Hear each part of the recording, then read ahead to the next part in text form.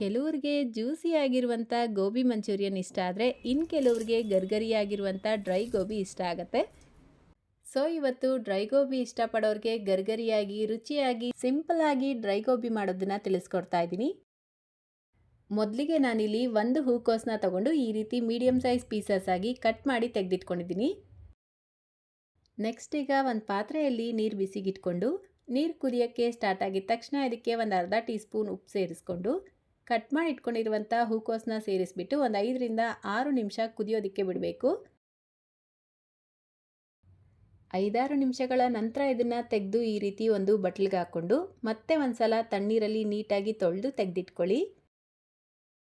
ಈಗ ಇದಕ್ಕೆ ರುಚಿಗೆ ತಕ್ಕಷ್ಟು ಉಪ್ಪು, ಅರ್ಧ teaspoon Kashmiri red chilli ಪೌಡರ್ನ ಸೇರಿಸ್ಕೊಂಡು ಈ ರೀತಿ ಮಿಕ್ಸ್ ಮಾಡಿ ತೆಗೆದಿಟ್ಕೊಳ್ಳಿ.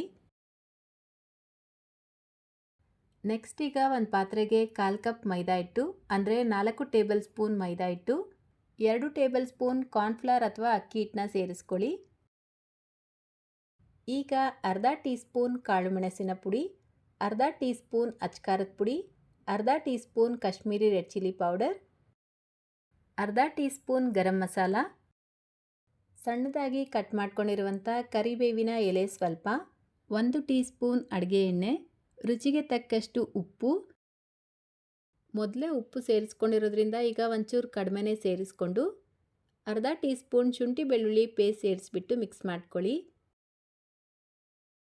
ಈಗ ಇದಕ್ಕೆ ಸ್ವಲ್ಪ ನೀರು ಸೇರಿಸ್ಕೊಳ್ತಾ ಒಂಚೂರು ಗಟ್ಟಿಯಾಗಿ ಕಲಿಸ್ಕೊಳ್ಬೇಕು.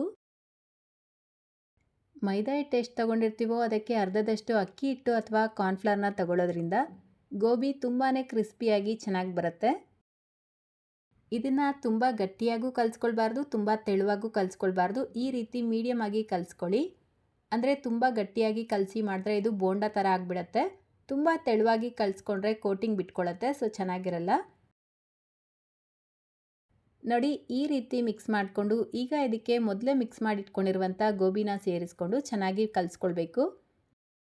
ಈ ರೀತಿ ಚೆನ್ನಾಗಿ ಮಿಕ್ಸ್ ಮಾಡಿಬಿಟ್ಟು ಒಂದು 10 ನಿಮಿಷ ಇದನ್ನು ನೆನೆಸಿಡಬೇಕು. ಟೈಮ್ ಇದ್ದರೆ ಅರ್ಧ ಗಂಟೆ ಬೇಕಿದ್ರೂ ನೆನೆಸಿಟ್ಕೊಳ್ಬೋದು. ಈಗ ಇದನ್ನು ಡೀಪ್ ಫ್ರೈ ಮಾಡ್ಕೊಳ್ಳೋದಕ್ಕೆ ನಾನಿಲ್ಲಿ ಎಣ್ಣೆ ಬಿಸಿಗೆ ಇಟ್ಕೊಂಡಿದ್ದೀನಿ. ಎಣ್ಣೆ ಜಾಸ್ತಿ ಬಿಸಿಯಾಗಿರಬಾರ್ದು, ಮೀಡಿಯಮ್ ಆಗಿ ಬಿಸಿಯಾಗಿರಬೇಕು. ಸ್ಟಾರ್ಟಿಂಗಲ್ಲಿ ಹೈ ಫ್ಲೇಮಲ್ಲಿ ಇಟ್ಕೊಂಡು ಗೋಬಿನ ಸೇರಿಸ್ಬಿಟ್ಟು ಇದನ್ನು ಸೇರಿಸ್ಕೊಂಡಿದ್ದ ನಂತರ 1 ನಿಮಿಷ ಬಿಟ್ಟು ಮೀಡಿಯಮ್ ಫ್ಲೇಮಲ್ಲಿ ಇಟ್ಕೊಂಡು ಫ್ರೈ ಮಾಡ್ಕೊಳ್ಬೇಕು. ಹಾಕಿದ ತಕ್ಷಣ ಮಿಕ್ಸ್ ಮಾಡ್ಕೊಳ್ಬಾರ್ದು. ಒಂದು ಕಡೆ ಇದು ಫ್ರೈ ಆದಮೇಲೆ ನಿಧಾನಕ್ಕೆ ಈ ರೀತಿ ಮಿಕ್ಸ್ ಮಾಡ್ಕೊಳ್ತಾ ಫ್ರೈ ಮಾಡ್ಕೊಳ್ಬೇಕು.